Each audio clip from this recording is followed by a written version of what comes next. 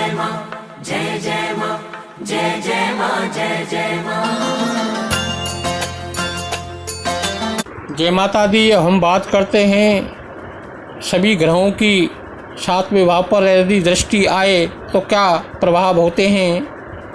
7वें भाव पर सूर्य की दृष्टि शुभ नहीं मानी जाती, क्योंकि यह एक उग्र ग्रह है। इसकी दृष्टि में विच्छेदात्मकता होती है। इसके कारण व्यक्ति आर्थिक दृष्टि से विपन्न ही रहता है। प्राय ऋण लेकर अपना कार्य चलाता है।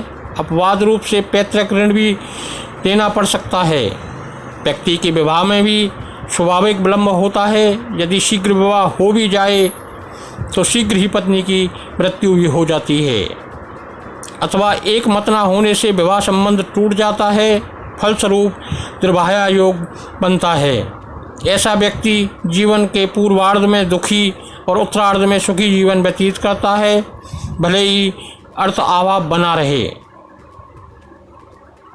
7वें भाव पर यदि चंद्रमा की दृष्टि आ रही हो तो व्यक्ति सुंदर एवं दर्शनीय होता है, तथा उसे जीवन संगिनी भी सुंदर, मोहक एवं आज्ञाकारी प्राप्त होती है। ऐसा व्यक्ति प्राय सत्य का ही अवलंबन करता है। असत्य से सदैव उसे घृणा बनी रहती है। ऐसा व्यक्ति सेवा की अपेक्षा स्वतंत्र कार्य में जीविका चलाने में अत्यधिक रुचि रखता है। धन को काफ़ी सोच विचार कर व्यय करने की प्रवृत्ति के कारण लोक दृष्टि में कंजूस दिखाई देता है। 7वें भाव पर मंगल की दृष्टि प्राय सांसारिक सुख में न्यूनता ले आती है, अतः शुभ नहीं मानी जा सकती। द्वादश भाव में स्थित होकर मंगल जब 7वें भाव को देख रहा होता है तो व्यक्ति भोजन भट्ट एवं कामुक प्रवृत्ति का बनता है। यदि मंगल वृश्चिक या मकर राशि में हो तो अत्यंत अशुभ फल मिलते हैं। दुर्भाग्य योग होता है। नीच का मंगल हो तो जैसैया सुख में कमी ले आता है। यदि लग्न में स्थित होकर मंगल 7वें भाव को देखे तो व्यक्ति धार्मिक, निरंकुश, साहसी, दुराग्रही, कामुक एवं अभिमानी होता है। यदि मंगल पुरुष राशि में हो तो व्यक्ति के उदर एवं दंत रोग बनते हैं। पत्नी से मनोमालिन्य बना रहता है। ऐसा व्यक्ति मदप होता है तथा व्यापार के प्रति उसके विचार अस्थिर होते हैं। यदि चतुर्थ भावस्थ होकर मंगल 7वें भाव को देखता है तो व्यक्ति भ्रमणकारी, माता पिता को कष्ट देने वाला व शारीरिक कष्ट प्राप्त करने वाला भी होता है। उसका उत्कर्ष जन्मभूमि से नहीं होता। यदि बुध 7वें भाव को देखता हो तो व्यक्ति व्यवहार कुशल एवं नीतिज्ञ होता है। यदि स्त्री राशि में स्थित होकर बुध 7वें भाव को देखे तो व्यक्ति प्रौढ़ अवस्था तक भोजन भट्ट यानी पेटू बना रहता है। इसके पश्चात आहार में कमी आती है। लेखन कार्य ऐसे व्यक्ति की उपजीविका होती है।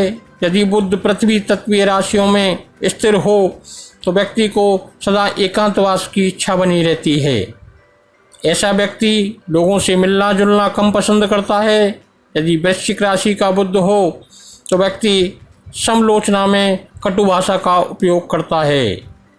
अग्नि तत्वीय राशियों में बुध प्राय प्रतिरूपता की प्रवृत्ति बना देता है। यदि लगन में बैठा हुआ गुरु 7वें भाव को देखता है तो व्यक्ति सुंदर एवं निरोगी होता है। अग्नि तत्वीय राशि का बृहस्पति हो तो उदार, स्नेही एवं अभिमानी।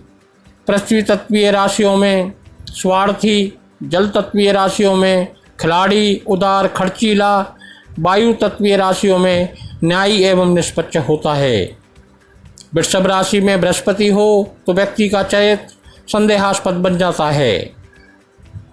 यदि तृतीय भाव में स्थित होकर बृहस्पति 7वें भाव को देखें तो व्यक्ति के पुत्रों की संख्या कम होती है। ऐसा व्यक्ति शिक्षित नहीं हो पाता। बड़ा भाई होता है लेकिन बड़ी बहन नहीं होती। भाई एक साथ प्रगति कर सकते हैं, लेकिन व्यक्ति धन अथवा कीर्ति दोनों में से एक ही को प्राप्त कर पाता है। यदि आय भाव में स्थित होकर बृहस्पति 7वें भाव को देखें तो व्यक्ति उदारमन, भाग्यवान, धार्मिक विचारों वाला एवं सत्यवासी होता है। संतान, विद्या और धन तीनों में से उसे प्राय एक ही प्राप्ति हो पाती है।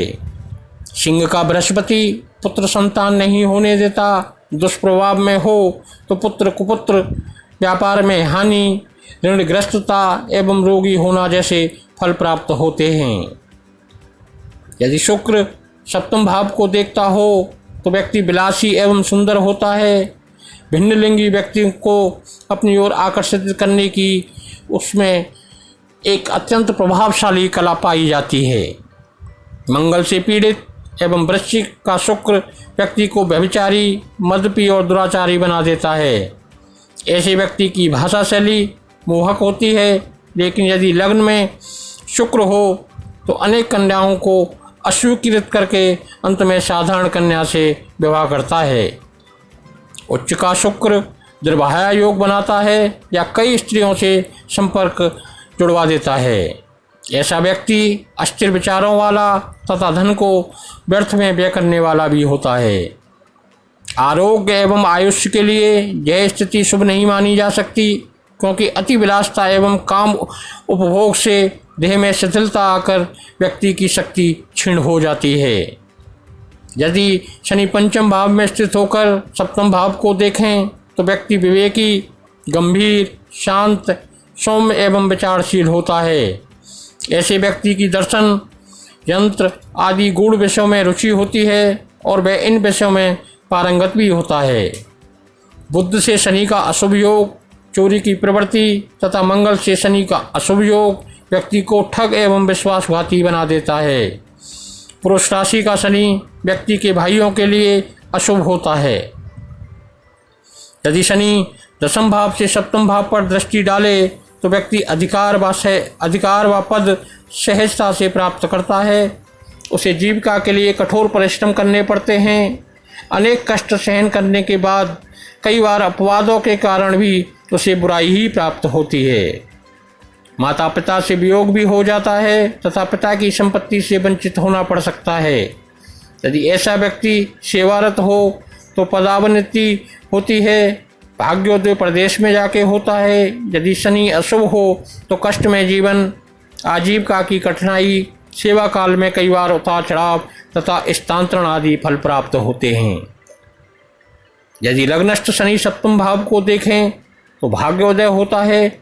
ऐसा व्यक्ति जीवन की पूर्व संध्या में अनेक संकट झेलकर आत्मविश्वास एवं धैर्य के कारण अंत में अपने लक्ष्य को प्राप्त कर ही लेता है।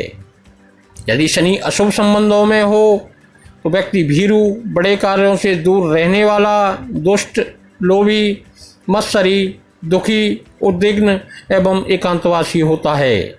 उसके मन में निराशा छाई रहती है, कामों में विघ्न आते हैं तथा जीवन में सफलता प्राप्त नहीं होती।